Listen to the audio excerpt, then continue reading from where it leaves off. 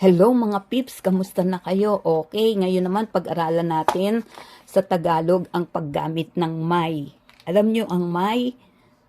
Okay, ang may ay ikinakabit, parang conjunction siya, ikinakabit sa Tagalog. So may sa English ay has. Okay, has. Okay, okay, simulan natin. Ang may ay sinusundan ng paari. May bilang paari. Paari. Alam niyo yung paari, possessive. Okay? Possessive.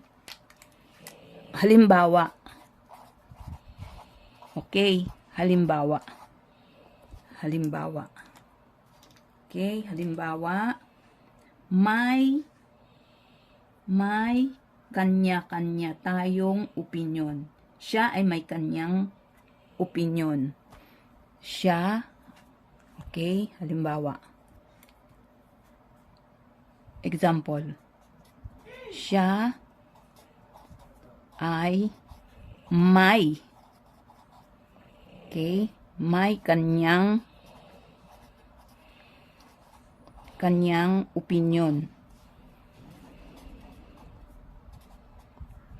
Opinion.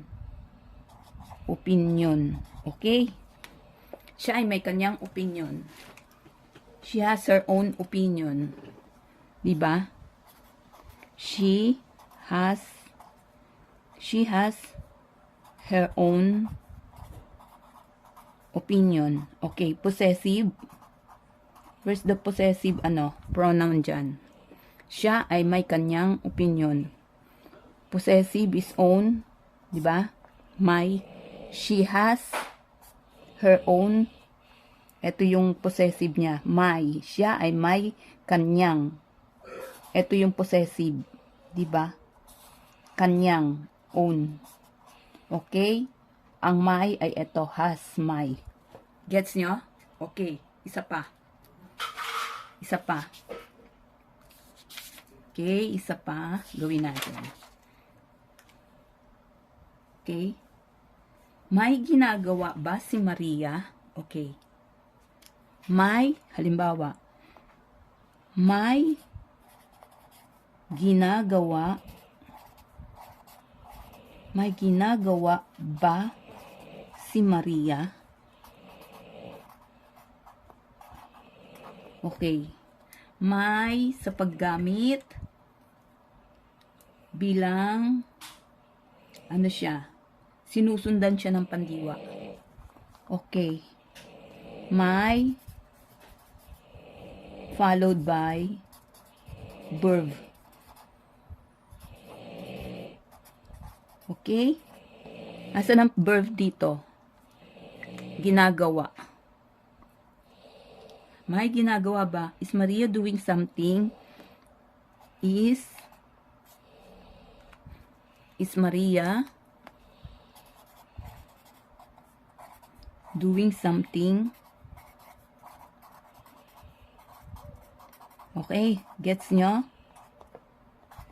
May ginagawa ba si Maria? Ito, verb, doing. Okay? Followed by verb. Sinusundan ng pandiwa. Okay? Gets nyo? Number 2. Okay, 1, 2. Okay, number 3. May bilang sinusundan ng pangalan. May. Okay, may sinusundan ng pangalan. May followed by noun. Okay? Okay? Sa verb, sa possessive, yung pangatlo ay noun. Sinusundan.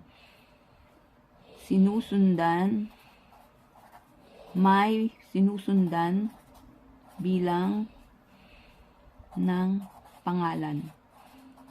Halimbawa. Halimbawa. Okay, example. Halimbawa.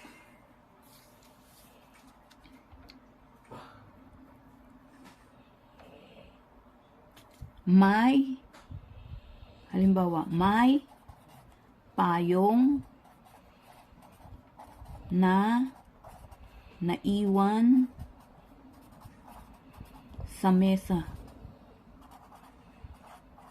Okay? Okay. Ano yan?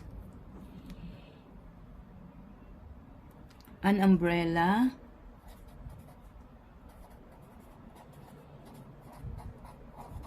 left on the table.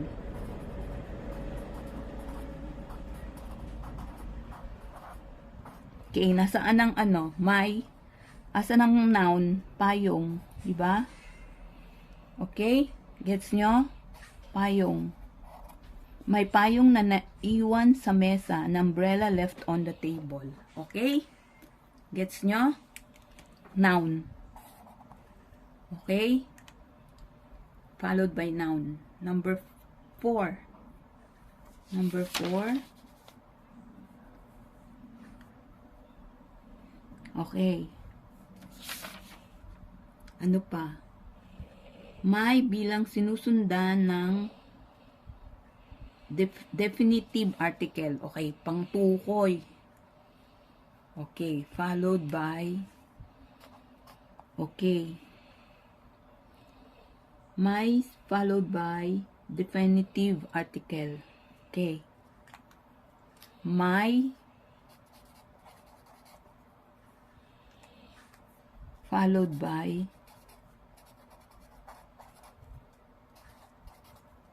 article, definitive article. Sinusundan ng pantukoy. Okay? May sinusundan ng pantukoy. Okay? Gets nyo? Halimbawa tayo. Halimbawa, example. Okay.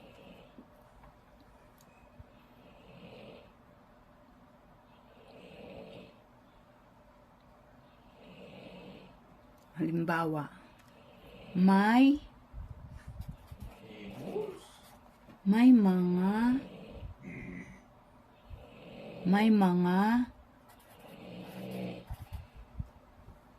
mga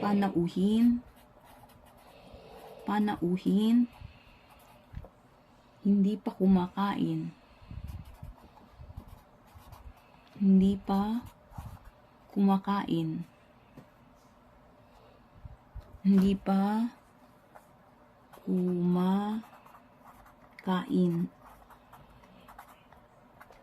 pa kumakain. Okay? There are some visitors not yet eating. There are some visitors not yet eating.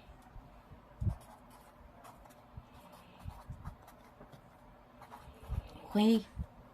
Not yet eating. Okay. Nasaan ang pangtukoy? Sino ang tinutukoy sa may?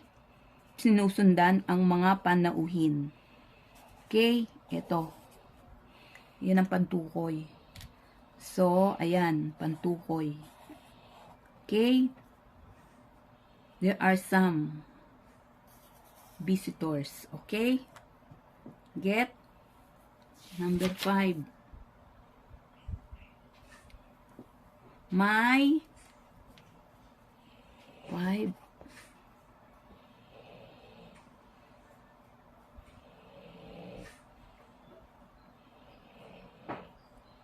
may bilang may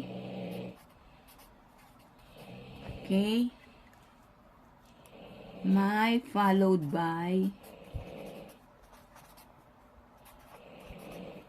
followed by an adjective. Okay. May followed by an adjective. Nakikita nyo? Gets nyo? Okay. Sinusundan ng pang-uri. May sinusundan ng pang-uri.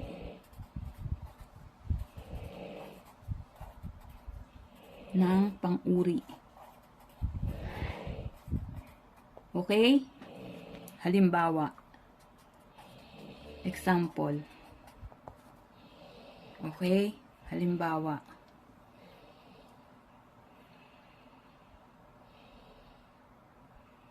May puting baro si Julio. May puting baro si Julio.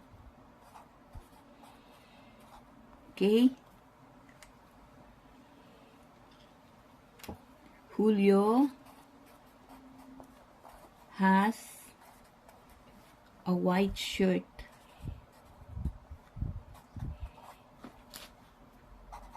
Okay?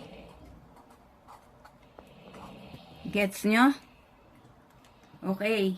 Yan na muna. Hanggang 5. Tapos susundan natin. May part 2 yan. Okay? Sundan natin part 2.